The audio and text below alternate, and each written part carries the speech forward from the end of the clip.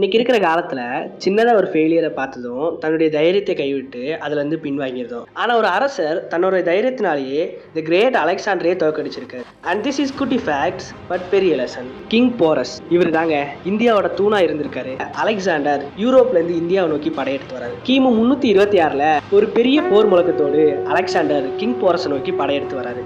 ஆனா நம்ம போரஸோ எதுக்குமே பயப்படல. தன்னுடைய மொத்த படை வீரர்களையும் ஒன்னு திரட்டி நின்னாரு. அதுலதான் ஒரு ஆச்சரியமே, அலெக்சாண்டர் உட்பட மொத்த படையும் மிரண்டு போய் நின்னாங்க. ஏன்னா போரஸ் நிறுத்தின மொத்த படையுமே யானை படைகள். கம்பீரமா நின்ன இந்த யானை படைகளை பார்த்து மொத்த படையுமே மிரண்டு போயிட்டு. ஆனா இந்த போரோட முடிவு என்னவோ அலெக்சாண்டர் தான் வெற்றி பெற்றாரு. அலெக்சாண்டர் போரஸ் முன்னாடி போயிட்டு how should I treat you அப்படின்னு கேட்கிறாரு. அதுக்கு போரஸோ ட்ரீட் மீ ஆஸ் எ கிங்னு சொல்றாரு. அவர் சொன்ன அந்த ஒரு வார்த்தையால என்னதான் போர்ல வெற்றி பெற்றிருந்தாலும் இவரோட இந்த ஒரு தைரியத்தை பார்த்து அலெக்சாண்டர் தன்னோட தோல்வியை ஒத்துக்கொள்றாரு. அதோட கூடுதலா கைப்பற்ற நிலத்தையும் பரிசீலிக்கிறார். If you have courage even failure will respect as.